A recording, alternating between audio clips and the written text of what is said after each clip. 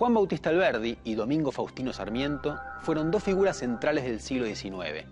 El primero nació en Tucumán en 1810, el segundo en San Juan en 1811, y cada uno se encargó de remarcar que su nacimiento coincidía con el de la patria y consideró que su vida estaba íntimamente ligada al desarrollo del país.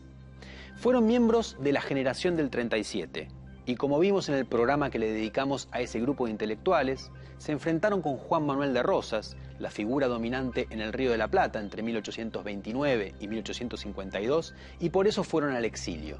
Sarmiento y Alberdi coincidieron en Chile en la década de 1840. Desde ahí, y también después de la caída de Rosas, se encargaron de diseñar proyectos sobre cómo organizar la nación. Esos proyectos tenían algunas semejanzas y también grandes diferencias que los llevaron a tener fuertes enfrentamientos entre ambos a lo largo del tiempo. De eso trata este programa.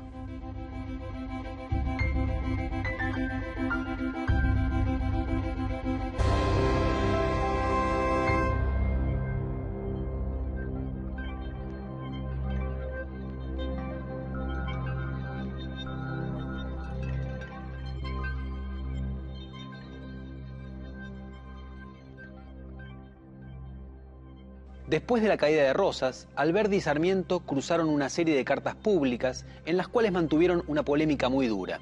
Las de Alberdi después fueron recopiladas con el nombre de Cartas Quillotanas y las de Sarmiento con el nombre de La 101. Todo empezó cuando Alberdi le dijo a Sarmiento que así como habían usado la prensa de manera furiosa para lanzar argumentos contra su enemigo Rosas, ahora que éste había caído, tenían que hacer otro tipo de prensa, una prensa para la construcción. Sarmiento se enojó y lo acusó de que mientras él había luchado en el campo de batalla junto a Urquiza contra Rosas, Alberdi se había quedado cómodamente en Chile. Después discutieron sobre Urquiza.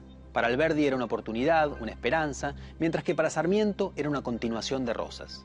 Se ha dicho que mientras Sarmiento discutía de una manera agresiva, explosiva, como si peleara con un garrote a ciegas, Alberdi usaba argumentos mucho más finos y precisos, como si peleara con un florete, y a la larga era más efectivo.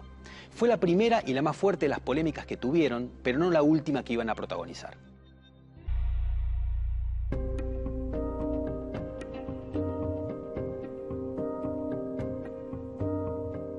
Alberdi y Sarmiento crearon cada uno un plan para diseñar cómo debía ser la nación.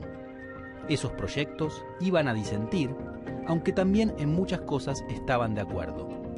Los dos querían dotar al país de una constitución liberal y una organización republicana del poder político. Esto es, una constitución que garantizara un puñado de derechos y obligaciones para sus ciudadanos y un gobierno con división de poderes y algún tipo de legitimación popular. Los dos confiaban en el aporte de la inmigración europea, despreciaban a las clases populares locales y compartían una misma mirada sobre el progreso económico.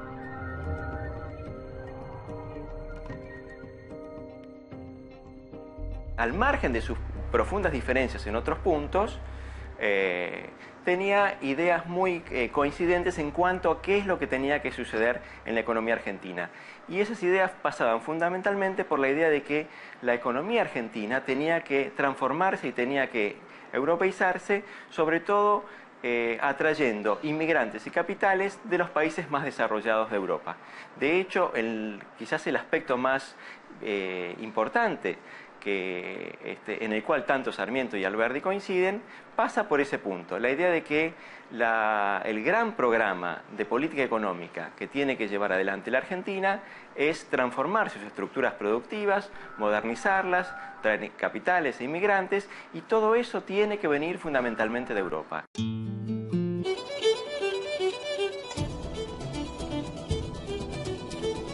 Para Alberdi, una nación moderna necesitaba no solo de una revolución, como la de mayo de 1810, sino que exigía transformar las costumbres y los hábitos locales. Nada se podía hacer con los nativos, indios o gauchos. Argentina debía convertirse en la prolongación de Europa en América. Había que traer de los países que él consideraba civilizados, hombres y mujeres con las costumbres que se pretendía adoptar. Gobernar es poblar, escribió Alberdi. En su visión, gobernar no significaba simplemente reunir a un conjunto de personas en el suelo nacional sino transformar al territorio argentino, al que pensaba como un desierto, con el tipo de prácticas virtuosas y laboriosas que, según él, detentaban los inmigrantes europeos. La transformación nacional se operaría con la concesión de grandes parcelas, los latifundios, a pocos propietarios, nativos o del exterior. Ellos, con la ayuda de las inversiones extranjeras y la mano de obra de los inmigrantes, serían para Alberdi los promotores y los dueños privilegiados de la renta nacional. Para conseguir el progreso, era necesario promulgar una legislación civil y comercial, garantizada por un gobierno republicano que tenía que brindar un orden equivalente al de las monarquías. Ello se lograría dándole mucho poder al presidente de la República, como había propuesto Simón Bolívar y se practicaba en Chile. Eso no parecía deseable, pero era lo que se podía hacer. Solo transitando por la república posible, decía Alberdi, se llegaría a la república verdadera.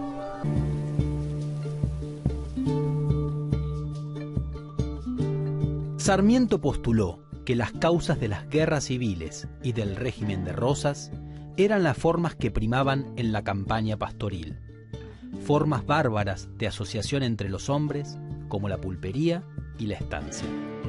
Estas bloqueaban el surgimiento de dos tipos de sujetos clave para la construcción de una nación moderna, el productor y el ciudadano.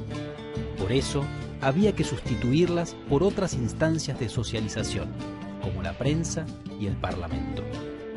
También creía que era necesario traer vastos contingentes de inmigrantes. Sin embargo, a diferencia de Alberdi, ni la inmigración ni el crecimiento económico constituían para él las únicas herramientas de una nación moderna. Sarmiento pensaba que el pasaje de la barbarie a la civilización demandaba acción política, con marcada presencia estatal. De allí la importancia de la escuela pública. La escuela haría de la barbarie una cuestión del pasado, al mostrarle a las masas la posibilidad del ascenso social.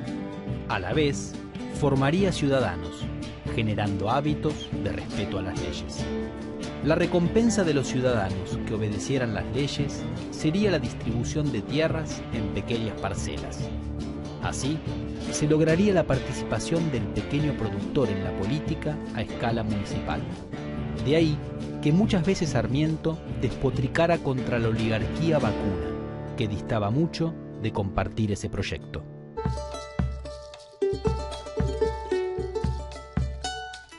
Escuela pública, participación ciudadana en escala municipal y distribución de la tierra en pequeñas parcelas constituían los fundamentos del proyecto de país sarmientino.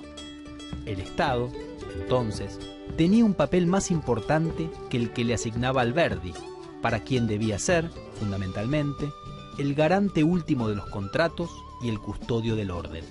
Alberdi no confiaba, como Sarmiento, en la capacidad de la escuela para transformar a los nativos en ciudadanos virtuosos y sujetos laboriosos, sino más bien en lo que llamó la pedagogía de las cosas, es decir, que la fuente genuina de toda enseñanza eran las costumbres y los hábitos. El tiempo y el crecimiento económico harían su trabajo. Alberdi nunca perdió la fe en Europa como el modelo a seguir. Sarmiento reemplazó ese faro por otro, los Estados Unidos. Alberdi tomó rápida conciencia de que a pesar de que Sarmiento parecía decirlo todo, había sin embargo mucho que callaba, y quiso señalar sus silencios. Cuando Sarmiento ocupó la presidencia, Alberdi continuó fuera del país. En este nuevo exilio, escribió que el drama que desunía a los argentinos no era Rosas, como había pensado antes, sino Buenos Aires, a la cual Sarmiento se había plegado. Y también habló del crimen de la guerra contra Paraguay, algo que Sarmiento prefirió callar. Sarmiento y Alberdi dejaron un legado muy amplio. Su confianza en el progreso y su mirada negativa sobre las clases populares locales iban a tener una larga influencia. el peso que dieron a la inmigración europea, los lineamientos del sistema político creados por la Constitución Nacional que aún nos rige y que fue inspirada por Alberdi, y la centralidad de la educación pública impulsada por Sarmiento fueron probablemente sus marcas más fuertes. Sin la obra de Alberdi y Sarmiento no se puede entender la Argentina moderna.